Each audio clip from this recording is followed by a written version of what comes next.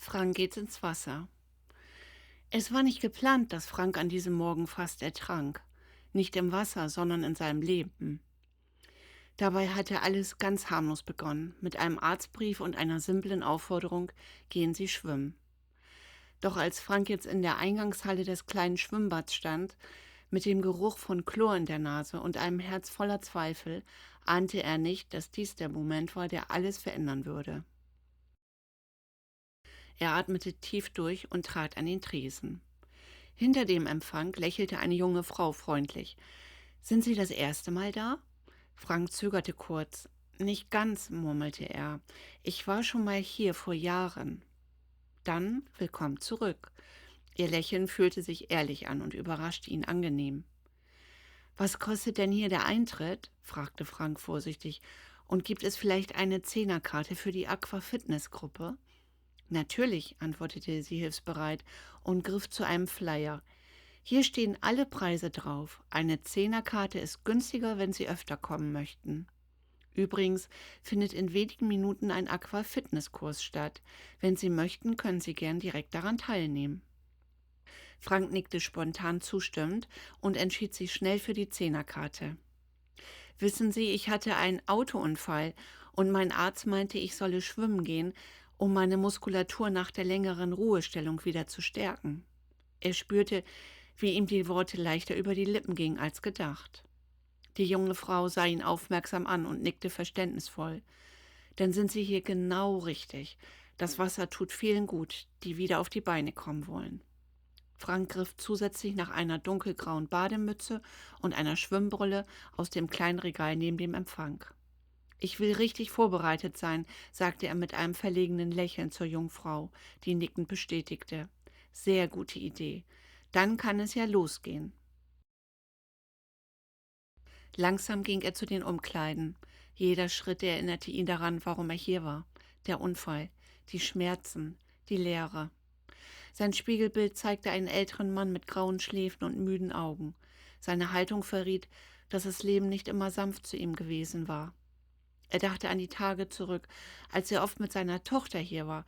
Das war eine glückliche, sorglose und fröhliche Zeit. Mit seiner Pübbi, wie er sie liebevoll nannte, gab es immer so viel zu lachen.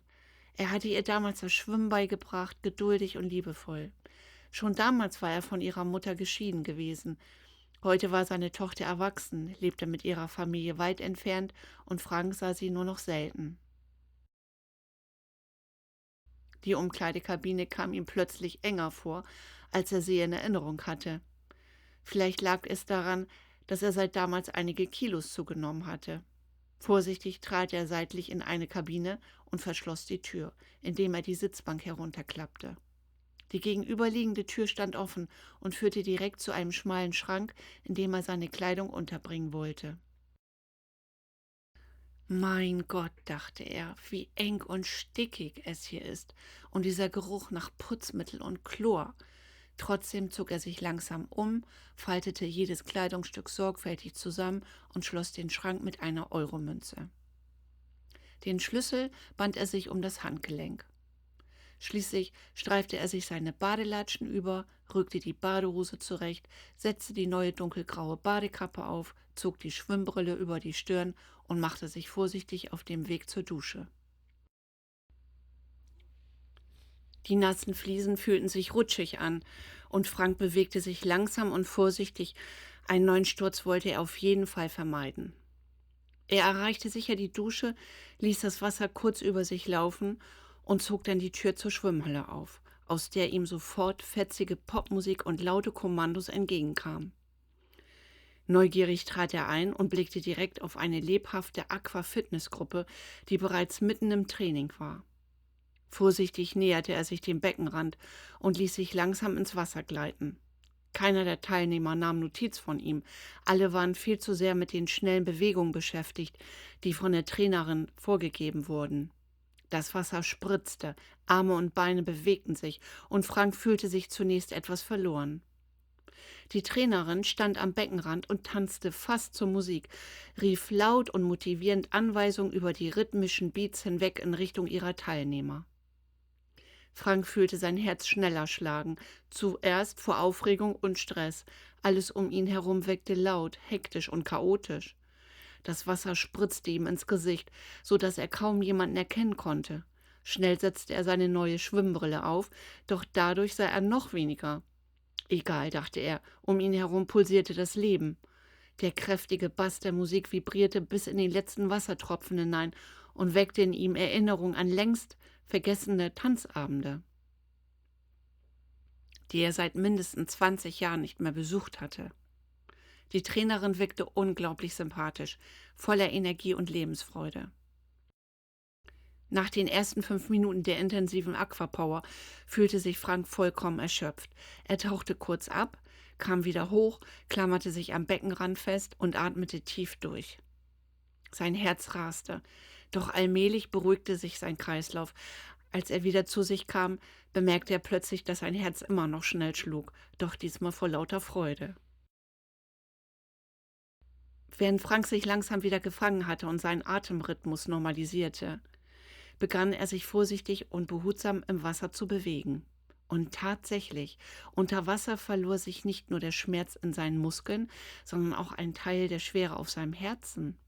Jede Bewegung fühlte sich leichter an, als würde das Wasser ihn tragen und ihm helfen, wieder zu atmen.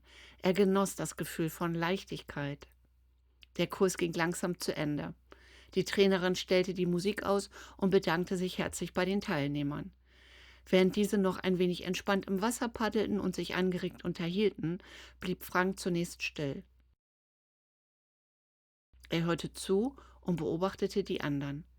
Ihm fiel sofort eine Dame mit ihrem herzlichen, ansteckenden Lachen auf, die, während sie etwas erzählte, wild gestikulierte. Und auch ein anderer Herr, der einen besonders gut gelaunten Eindruck auf ihn machte, fiel ihm sofort auf. Es war keine besonders sportliche Gruppe, aber sie schienen alle viel Spaß zu haben. Auf Frank hatte die erste Stunde einen starken Eindruck gemacht, und so kam Frank wieder, Woche für Woche, und mit jeder Woche fühlte er sich etwas stärker, etwas freier. Langsam wurde sein Gang sicherer, sein Schlaf ruhiger. Er fing an, wieder zu lachen, erst leise, vorsichtig, dann offener und lauter. Er begann, mit den anderen zu reden, teilte sogar kleine persönliche Momente, die er lange für sich behalten hatte. Nach der 4. Stunde saß Frank mit den anderen am Beckenrand, als Frau Lehmann, die mit dem herzlichen Lachen ihn unvermittelt fragte: »Wir gehen danach immer Kaffee trinken. Kommst du mit, Frank?« »Ich, weiß nicht«, zögerte er. »Ach komm schon«, mischte sich Herr Meier, der Herr mit dem besonders gut gelaunten Eindruck, ein. »Wir beißen nicht.« Frank lächelte leicht. »Okay.« Beim Kaffee spürte er zum ersten Mal seit langer Zeit echte Gemeinschaft. Er hörte zu, erzählte, lachte und fühlte sich plötzlich nicht mehr allein. Er gehörte dazu und ein Gefühl von leiser Zufriedenheit und Dankbarkeit durchströmte ihn. Vielleicht war er nicht mehr der Alte, vielleicht wurde er gerade jemand Neues und das fühlte sich gut an. Von nun an ging Frank jedes Mal nach dem Kurs mit den anderen Kaffee trinken. Aus diesen Treffen entstanden weitere Verabredungen, gemeinsame Spaziergänge und Unternehmungen, die seinen Alltag erhellten und seinen Kalender allmählich mit Terminen füllten. Frank fühlte sich lebendiger denn je, eingebunden in ein soziales Netzwerk, das ihm Halt und Freude schenkte. Sein Leben hatte wieder Struktur und einen neuen Sinn erhalten. Vielen Dank, dass du dir diese Geschichte angehört hast. Ich bin Ranghild und es ist meine Leidenschaft, kleine Geschichten aus dem Alltag zu erzählen. Wenn dir diese Geschichte gefallen hat, freue ich mich sehr über ein Like. Abonniere auch gern meinen Kanal, dann bist du immer informiert, sobald meine neuen Kurzgeschichten erscheinen. Bis dahin alles Liebe.